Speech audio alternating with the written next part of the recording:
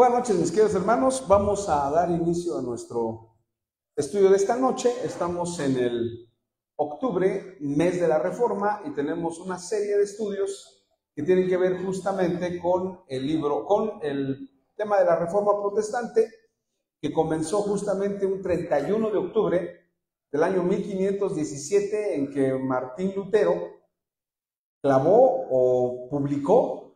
Clavó se dice porque en aquella época, pues, la manera en que se colocaba propaganda o información en las abadías o en las parroquias era en la puerta. Como eran de madera, se usaban clavos y se clavaban los papeles. Por eso dicen algunos, se clavó sus 95 tesis que cuestionaban, que criticaban fuertemente algunas prácticas de la Iglesia Católica, particularmente las relacionadas con las indulgencias y las relacionadas con el papado. Martín Lutero fue un teólogo de la Orden de San Agustín de Hipona, que una vez leído el Nuevo Testamento, por supuesto también el Antiguo Testamento, descubrió que algunas de las prácticas de la Iglesia Católica no estaban ajustadas a la Biblia, y cuestionó y preguntó.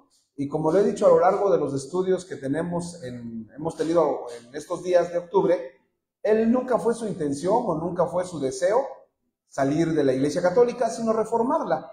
Que el papado, que los líderes o que los representantes de la Iglesia Católica pudieran reflexionar, pudieran pensar y pudieran cambiar esas prácticas. Y entonces octubre para la Iglesia evangélica, para la Iglesia cristiana, se ha convertido en una fecha o en una efeméride muy importante, muy valiosa, que nos sirve para reflexionar, para recordar, para revisar lo que hizo Martín Lutero y, sobre todas las cosas, para conocer las causas que lo movieron, para saber por qué él hizo todo lo que los libros de historia registran con lo que se conoce con la Reforma Protestante. Estamos entonces en nuestra serie de estudios que tienen que ver con octubre, mes de la Reforma. Y hoy, en esta noche, vamos a tener un tema, pues, relacionado propiamente con la Iglesia Católica, porque para entender la obra, para entender los hechos de Martín Lutero y de todos los reformadores que le siguieron y de todos los reformadores que le antecedieron, porque hemos de decirlo con toda claridad, antes de Martín Lutero ya se oían voces que criticaban al papado, que criticaban a la Iglesia Católica. Uno de ellos, uno de los críticos más fuertes de la Iglesia Católica, lo encontramos en Florencia, un hombre que juzgaba, que criticaba duramente a la Iglesia Católica y que cuestionaba las prácticas de la Iglesia Católica, y que, pues, después de mucho tiempo fue llevado a la Inquisición. Me refiero a Girolamo o Jerónimo de Savonarola, que fue llevado a la Inquisición y que finalmente fue ejecutado en la hoguera. Como él, como Girolamo Savonarola, otros más que fueron juzgados por la Inquisición al comprobarse o al descubrirse su oposición a la Iglesia Católica. Entrar a la Reforma Protestante o a la historia de la Reforma Protestante, pues inevitablemente, ineludiblemente nos conduce a reflexionar, a revisar el tema de la Iglesia Católica. Bien, en esta tarde, en esta noche, vamos a estudiar el tema de la Reforma Protestante y el papado. Es decir, ese va a ser el tema que vamos a abordar a lo largo de los siguientes minutos, que nos van a servir para revisar, para recordar y sobre todo para aprender de cómo está estructurada la Iglesia Católica. La Iglesia Católica es una organización piramidal. ¿Por qué se dice que es una organización piramidal? Porque es una organización que tiene en el vértice más alto del triángulo o de su organización, tiene un personaje que es el más importante de todos los demás. Y me refiero al Papa, que tiene diferentes nombres y en cuyos nombres pues se revela lo que creen los católicos. Al Papa le llaman también el Santo Padre, le llaman también vicario de Cristo, le llaman también, además del vicario de Cristo, le llaman el obispo de Roma, le llaman también el sucesor de San Pedro, y todas estas denominaciones, vicario de Cristo, sucesor de San Pedro, obispo de Roma, sumo pontífice, el padre de la cristiandad, todos esos nombres pues apuntan a su posición o a su nivel dentro de la estructura de la Iglesia Católica. Es decir, él está en la parte más alta de la organización católica. A lo largo de estos minutos entonces vamos a ver el tema de la Reforma Protestante y el papado. Y vamos a verlo en 3 puntos muy sencillos. El papado, punto A, la creación del papado, porque el papado no es una institución que emerja, que surja, que nazca de la Biblia. El papado no tiene que ver con la Biblia. El papado tiene una connotación completamente distinta, completamente diferente, que no nace de la Biblia. Vamos a verlo entonces como la creación del papado. Punto B, la elección del papa. Vamos a ver cómo se elige al papa.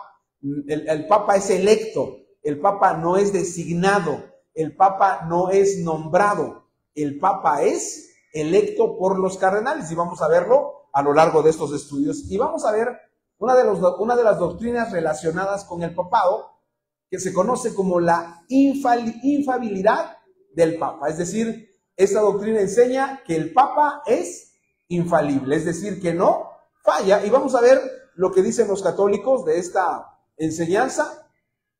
La iglesia, la escritura, no dice nunca, no nos enseña, no nos lleva a pensar que haya alguien que sea infalible. Y particularmente cuando estudiamos o cuando recordamos la vida del apóstol Pedro, pues la vida del apóstol Pedro tuvo muchas equivocaciones. Quizás el último que tuvo la equivocación cuando negó al Señor, tuvo la equivocación cuando quiso corregir al Señor, y tuvo muchos errores, pero el último error que tuvo, ya con Cristo resucitado, ya con el bautismo del Espíritu Santo, fue cuando en la iglesia de Antioquía había judíos y había gentiles. Y entonces Pablo le predicaba a los gentiles, pero los judíos también creían. Entonces dice el apóstol Pablo en la carta a los Gálatas que cuando estaban nada más Pablo y Pedro y solamente ellos, se juntaba con todos. Se juntaba con los gentiles y se juntaba con los judíos. Pero cuando llegaron los judíos de Jerusalén a Antioquía, Pedro se apartaba y Pedro simulaba que no tenía ninguna relación con los gentiles. Y dice Pablo en la carta a los Gálatas, dice, por lo cual lo reprendí, porque en su simulación, en su hipocresía, participaba o fue arrastrado Bernabé. Y entonces ahí, evidentemente, Pedro estaba equivocado. Bien, Pedro falló, Pedro no fue perfecto. ¿De dónde surge entonces la infalibilidad del Papa? La vamos a ver más adelante. Bien, bueno, ustedes saben que la Iglesia Católica tiene su sede en un lugar que se conoce como el Vaticano. Y el Vaticano es un territorio muy pequeño, es más pequeño que el municipio de Oaxaca de Juárez. Pues sería más o menos, el Vaticano creo que sería la agencia de Santa Rosa Panzacola, es decir, todas las colonias que están. ¿Desde dónde están las colonias? Pues creo que la última colonia es la del Maestro, ¿no? O la de Bugambilias. No, porque por uno había esa agencia. No, hasta Bugambilias creo, ¿no? Bugambilias, Colonia del Maestro, nos regresamos aquí, Lomas de Santa Rosa, Cuauhtémoc, López Mateos.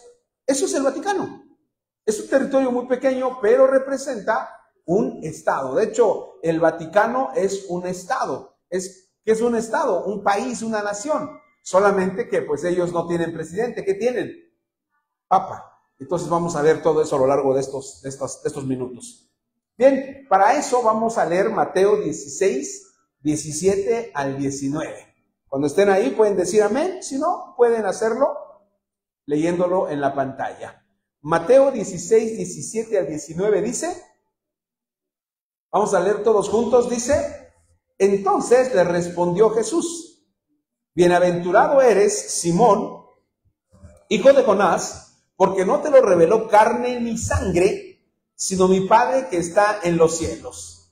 Y yo también te digo que tú eres Pedro, y sobre esta roca edificaré mi iglesia, y las puertas del Hades no prevalecerán contra ella. Y el 19 dice, y a ti te daré las llaves del reino de los cielos, y todo lo que atares en la tierra será atado en los cielos, y todo lo que desatares en la tierra será desatado en los cielos. Vamos a volver a leerlo todos juntos. Dice así, entonces le respondió Jesús, bienaventurado eres, Simón, hijo de Jonás, porque no te lo reveló carne ni sangre, sino mi Padre que está en los cielos. Y yo también te digo que tú eres Pedro, y sobre esta roca edificaré mi iglesia, y las puertas del Hades no prevalecerán contra ella. Y a ti te daré las llaves del reino de los cielos, y todo lo que atares en la tierra será atado en los cielos, y todo lo que desatares en la tierra será desatado en los cielos. Bien, cuando uno lee este pasaje, o cuando uno lee estos versículos del Evangelio de Mateo, uno se pregunta, ¿qué fue lo que le quiso decir? ¿O qué fue lo que le dijo Jesús a Pedro? ¿Qué fue lo que le dijo?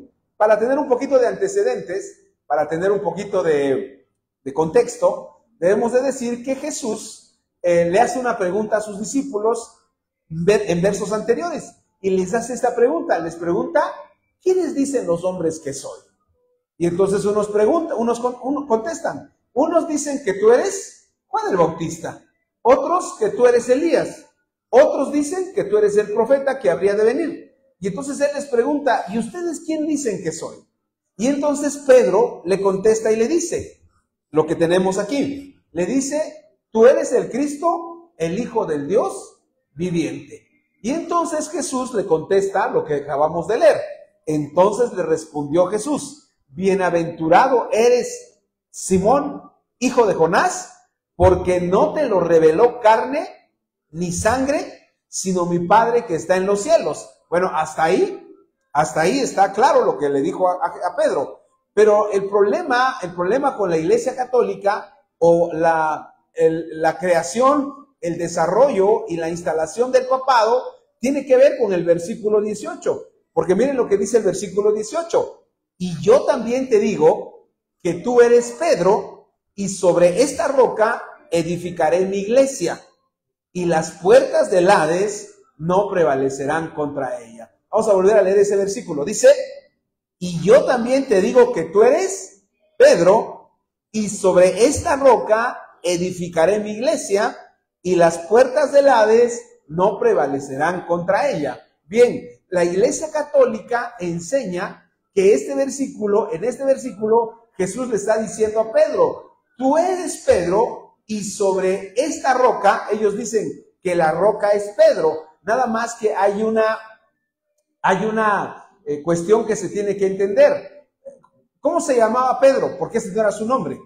Se llamaba Simón. Y entonces le dijo Jesús a Pedro cuando lo vio, cuando lo llamó a predicar, a ser pescador de hombres, le dijo, ven en pos de mí y yo te haré pescador de hombres. Y entonces le dijo, tú ya no vas a ser Simón, sino tú vas a ser de ahora en adelante Pedro. Pero la palabra Pedro significa piedra. ¿Hay una diferencia entre piedra y roca? ¿Qué es la piedra? No me vayan a decir, como me dijo un hermano, pues la piedra es una roca, y la roca, pues es una piedra. Pero vean lo que dice el texto. El texto dice, versículo 18, y yo también te digo que tú eres Pedro. ¿Qué debería de decir para pensar que sobre Pedro se va a establecer la iglesia? Debería de decir, y yo también te digo que tú eres Pedro, y sobre ti, o sobre tu persona, edificaré mi iglesia. Pero no le dice así, le dice, tú eres Pedro, y sobre esta roca, ¿qué roca? La declaración que había hecho. ¿Cuál fue la declaración que hizo? Tú eres Cristo, el Hijo del Dios viviente. Bien, aclarado eso, continuamos. Empezamos con nuestra introducción.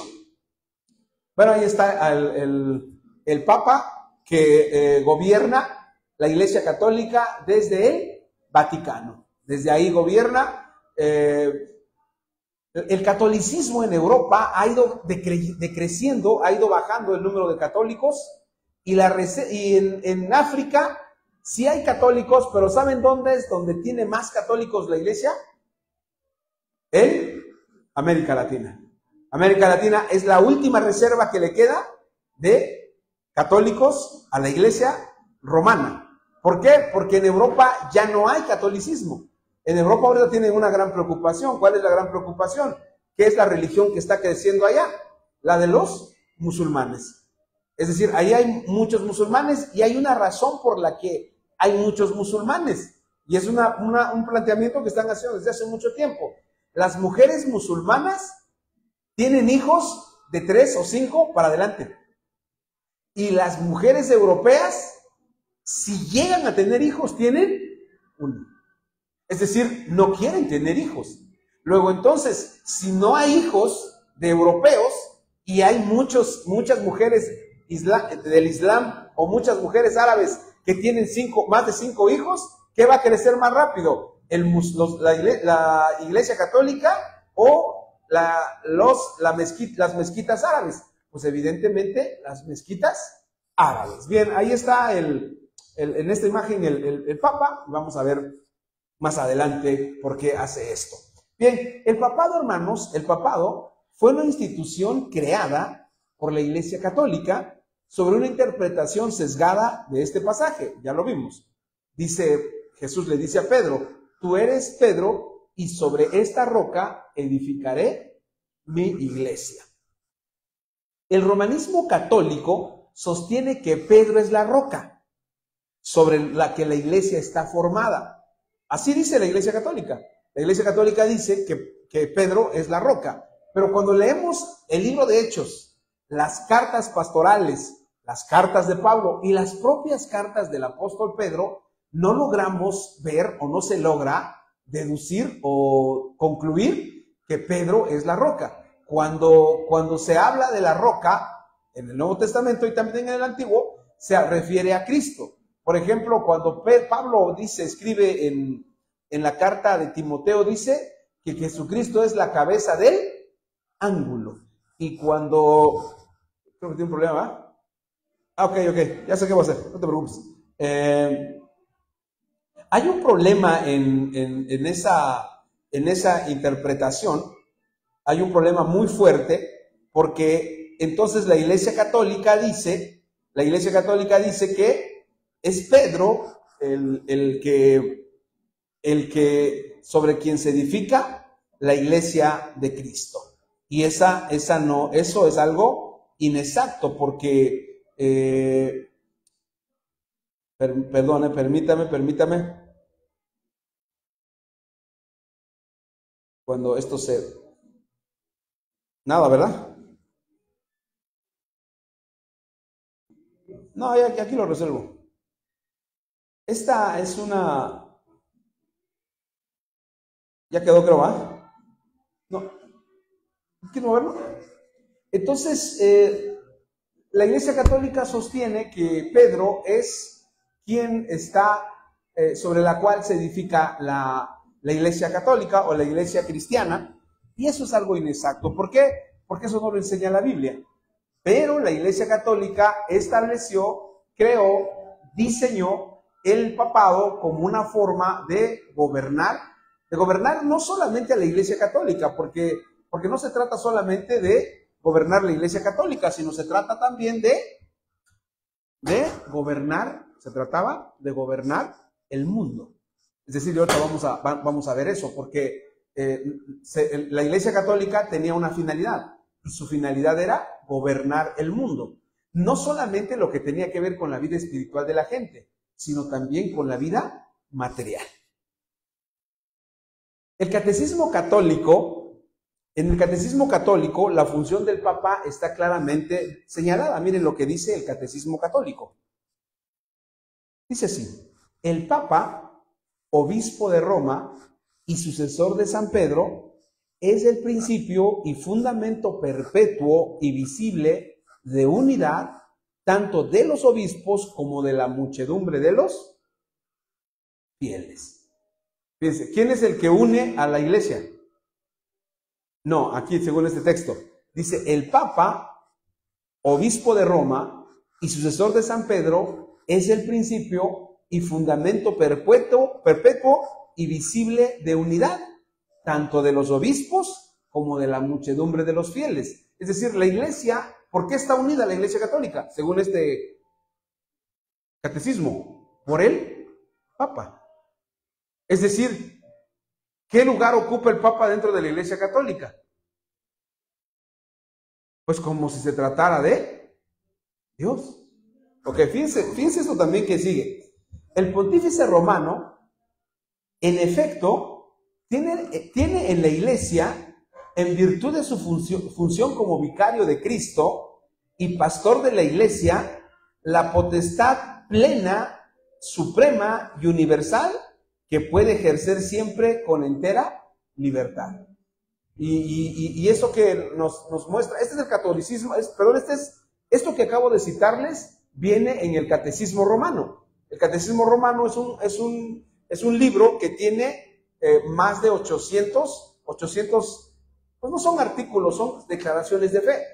Y una de las declaraciones dice con toda claridad que el Papa tiene en la iglesia su función como función de vicario de Cristo y pastor de la iglesia, tiene la potestad plena, suprema y universal que puede ejercer siempre con entera libertad. ¿Qué quiere decir eso? Que el Papa tiene toda la autoridad. En realidad, cuando el apóstol Mateo habla de la roca, lo que está haciendo es afirmar categórica, lisa y llanamente que la declaración de Pedro y no Pedro es la roca, según confirman los evangelios, las epístolas paulinas y de Juan y las propias cartas de Pedro. En ninguna de estos documentos, ni en los evangelios, ni en el libro de Hechos, ni en las cartas de Pablo, ni en los escritos de Juan, ni en ningún otro libro, ni en las cartas de Pedro, se puede deducir que Dios haya elegido, porque si hubiera elegido a alguien, en los evangelios lo hubiéramos encontrado, lo encontraríamos en los evangelios. ¿Qué encontraríamos en los evangelios? Cristo, ¿qué hubiera dicho cuando llamó a los 12? Hubiera dicho, ¿saben qué? Ya llamé a los 12, pero ¿quién es el más importante? Pedro. Pero cuando llegamos a eso, ustedes se acuerdan de la mamá de los hijos de Zebedeo. La mamá de los hijos de Zebedeo llegó con Jesús y le dijo, Señor, di que cada uno de mis hijos, ¿quiénes eran los hijos de la mujer de Zebedeo? Eran Jacobo y Juan. Le dijo, diles que uno se siente a la derecha y uno se siente a la izquierda. Y le dijo, y le preguntó Jesús a la mamá, le dijo, ¿pueden ellos beber la copa que yo he de beber? Y la mujer, sin saber lo que eso significaba, le dice, sí la pueden beber. Y entonces Jesús le dice, sí la pueden beber, claro que la pueden beber, pero darles ese lugar no me corresponde a mí. Si Pedro hubiera ocupado el primer lugar de entre ellos, ¿qué le hubiera dicho a Jesús a la mamá de Zebedeo? O perdón, a la esposa de Zebedeo, a la mamá de Jacobo y Juan. ¿Qué le hubiera dicho? Ese lugar ya está, ¿qué? Apartado, reservado, ¿para quién? Para Pedro. Pero no le dijo eso. ¿Por qué no le dijo eso? Porque él enseñó una y otra vez que entre los apóstoles todos eran iguales. Pero la Iglesia Católica diseñó el papado como lo vamos a ver más adelante. En los días de Martín Lutero, porque estamos hablando de la Reforma Protestante, en los días de Martín Lutero, la Iglesia Católica y el Papa en particular dominaban totalmente las artes, la política, la educación y toda obra humana. Nadie podía hacer nada fuera de la Iglesia. El Papa puso bajo su responsabilidad la dirección religiosa y temporal de los estados y el mantenimiento de la paz. Es decir, ¿qué fue lo que sucedió en la época de Martín Lutero? En la época de Martín Lutero, la iglesia gobernaba todo. Nada se podía hacer si la iglesia no lo autorizaba. Los matrimonios entre los hijos de los reyes los sancionaba o los aprobaba o los llevaba a cabo la Iglesia Católica. Nadie podía hacer nada fuera de la Iglesia Católica. Lutero vivió bajo dos jurisdicciones, la secular y la religiosa. Voy a explicarlo. y dos potestades únicas, el papado y el imperio. Es decir, los ciudadanos de la época de Martín Lutero obedecían a dos autoridades. ¿Cuál? La del Papa y la de su gobierno, o la de su emperador o la de su rey.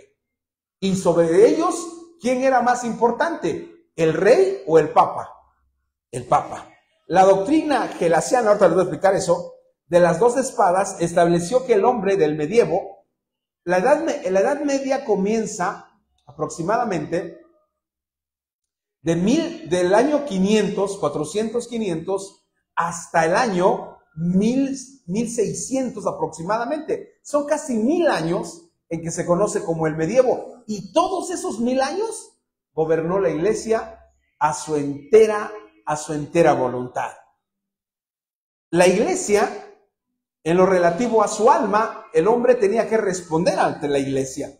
Y tenía que responder ante el imperio o ante el gobierno en lo que respondía o en lo que correspondía a sus intereses temporales. Es decir, cuando Martín Lutero vivía, él tenía era súbdito de un rey, que era el príncipe de Sajonia.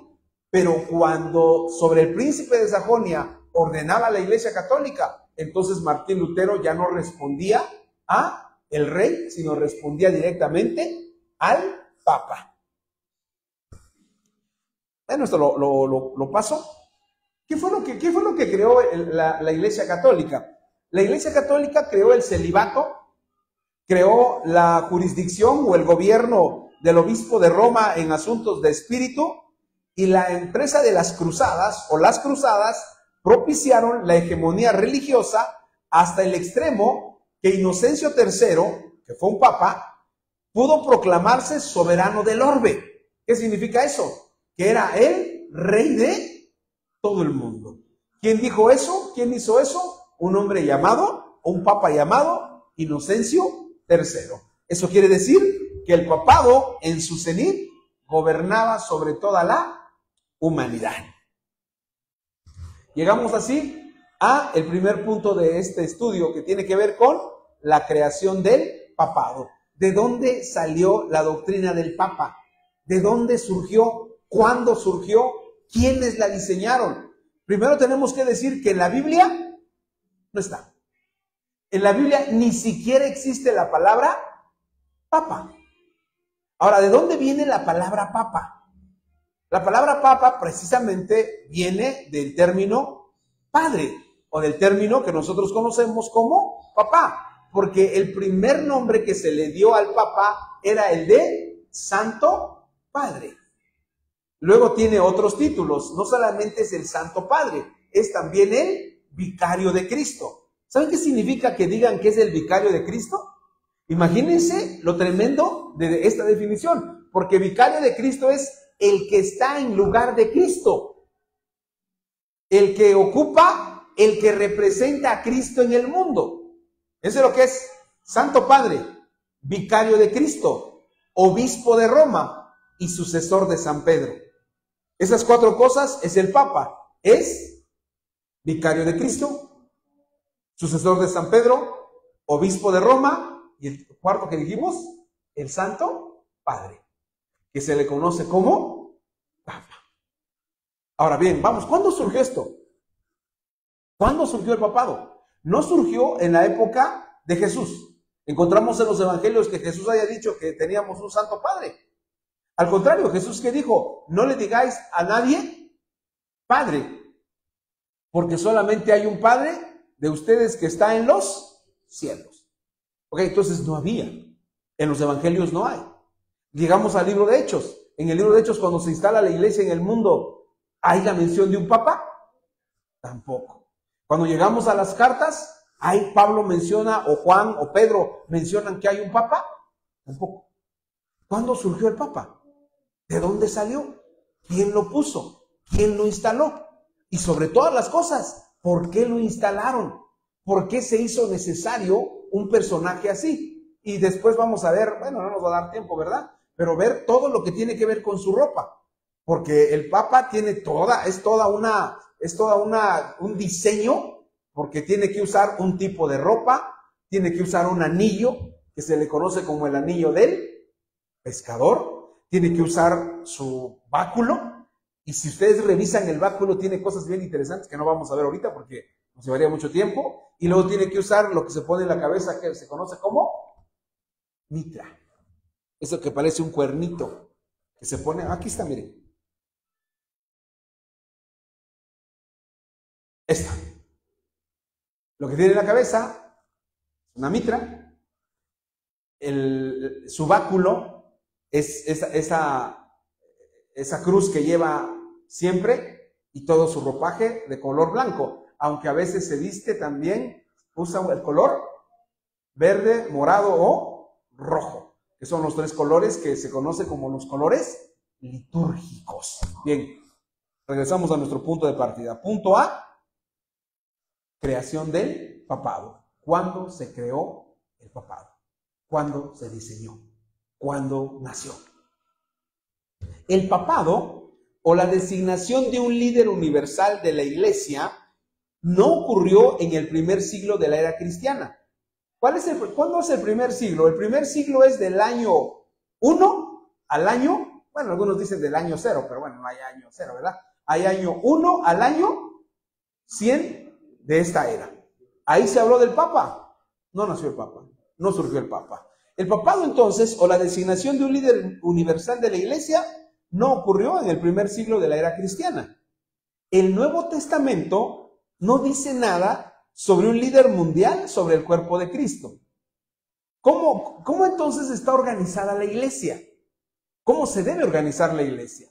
Cuando leemos los evangelios, más bien cuando leemos las cartas del apóstol Pablo, ¿quiénes administraban la iglesia? Leemos Efesios 4:12, y Efesios 4:12 dice, y él mismo constituyó a unos apóstoles, a otros pastores, vamos a ponerlo en orden, y él mismo constituyó a unos apóstoles, a otros profetas, a otros evangelistas, y a otros pastores y maestros. Y luego cuando escribe las cartas, el apóstol Pablo dice que en cada iglesia, cuando le habla al cuando le escribe a Timoteo, le dice que el que anhela obispado, buena obra desea. Entonces, ¿quiénes iban a gobernar la iglesia? Los obispos. Pero en realidad el obispo, mucha gente piensa que es un título. En realidad la palabra obispo quiere decir supervisor, quiere decir alguien que está mirando que todo se desarrolle de manera ordenada. No era un título, ¿qué era? Una función. Pero la Iglesia Católica lo tomó como un título, y ahora en la Iglesia Católica hay obispos. Les preguntaría en esta noche, ¿en la Iglesia Evangélica hay obispos? Pues tengo, no sé si malas o buenas noticias para ustedes, pero sí hay obispos. Por ejemplo, estuve en un coloquio el coloquio se llamó Identidad, Cristianismo y Pueblos Indígenas. Y me presentaron a un hermano que es pastor de la iglesia apostólica, y el hermano que me lo presentó me dijo, te presento al obispo de la iglesia apostólica. Y le digo, mucho gusto, pero ahí tienen ese nombre. Pero la iglesia evangélica casi no utiliza el obispo, pero hay denominaciones que sí lo utilizan. Entonces, pero se ve más en función no del título, sino de lo que hace un obispo. Y la palabra obispo tiene que ver con alguien que supervisa, con alguien que revisa lo que se está haciendo para que se haga correctamente. Nunca el apóstol Pablo, ni el apóstol Pablo, hermanos, ni el apóstol Pablo que fundó, ¿qué iglesias fundó? Fundó la de Corintios, fundó la de Tesalónica, fundó la de Filipenses o la de Filipos, fundó bastantes iglesias. Nunca él dijo, yo soy el que gobierna esto.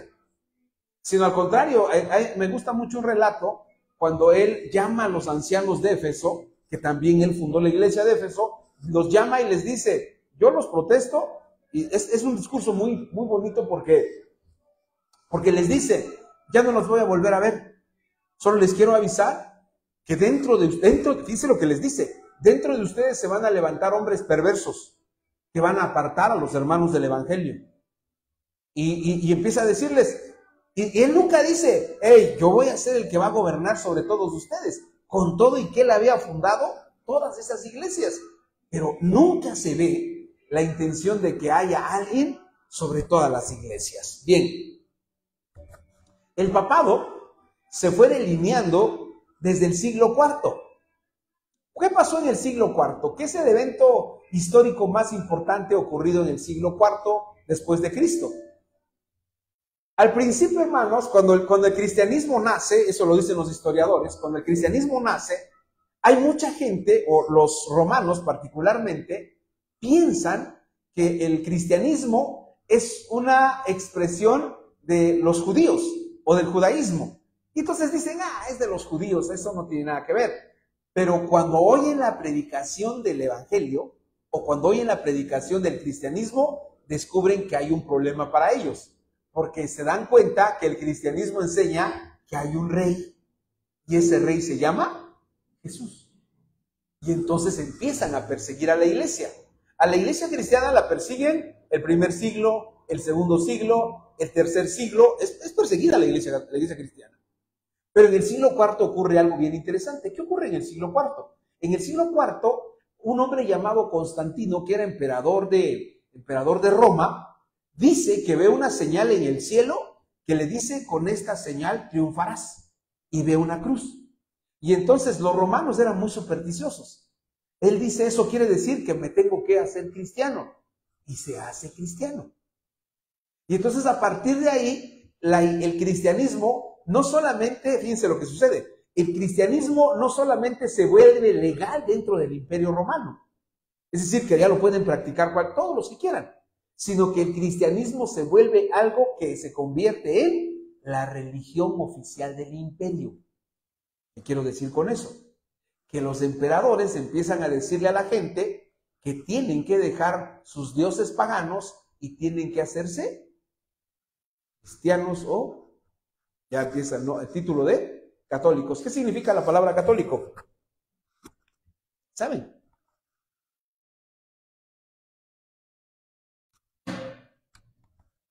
La palabra católico significa universal, o de todo el mundo. Entonces, el Imperio Romano, poco tiempo después de la conversión de Constantino, se cae, desaparece. ¿Y quién ocupa su lugar? La Iglesia Católica. Por eso la Iglesia Católica, su nombre oficial, no solamente es Iglesia Católica, sino es la Iglesia Católica Romana. ¿Por qué? Porque cuando cae el imperio, se necesita alguien que supla al imperio. ¿Y quién lo suple? La Iglesia Católica. Y entonces ya no hay rey. ¿Qué es lo que hay? Papa, Santo Padre, sucesor de San Pedro, vicario de Cristo, obispo de Roma. Dice, ¿cómo va la historia? Entonces, ¿por qué? Porque esta es una construcción humana. No está en la Biblia. No dice la Biblia, pongan un papa. Mucho menos hagan un cónclave, que vamos a ver más adelante. Para el final de su... Bueno, ¿quién no leí esto? En el 590, Gregorio el Grande, cuando Gregorio el Grande fue nombrado obispo de Roma y se autonombró papa y cabeza de la Iglesia Católica. ¿Eso cuándo ocurre? Ocurre en el siglo IV, en el 590, perdón. El 13 de septiembre del 590, Gregorio el Grande fue nombrado obispo de Roma y se autonombró papa y cabeza de la Iglesia Universal. ¿Cuándo ocurrió eso? ¿Ocurrió en qué año? En el año 590 de nuestra era. Aproximadamente ¿hace cuánto tiempo? Estamos en el 2020. Y eso sucedió en 590. Aproximadamente ¿hace cuánto que se creó el papado? Hace aproximadamente 1500 años. Aproximadamente.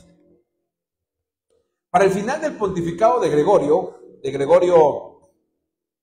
el Grande, para el final de su pontificado, la teoría de la primacía de Pedro y del obispo de Roma fue establecida firmemente.